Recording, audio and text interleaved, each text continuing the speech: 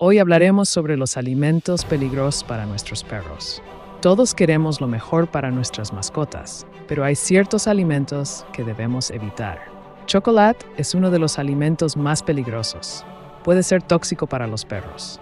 Las cebollas y los ajos pueden causar daño a los glóbulos rojos de los perros. Las uvas y las pasas son otro alimento que no deben consumir los perros. Los alimentos grasos también son perjudiciales y pueden causar pancreatitis. Por último, el aguacate contiene una sustancia llamada persina, que es mala para los perros. Protejamos a nuestros peludos evitando estos alimentos peligrosos.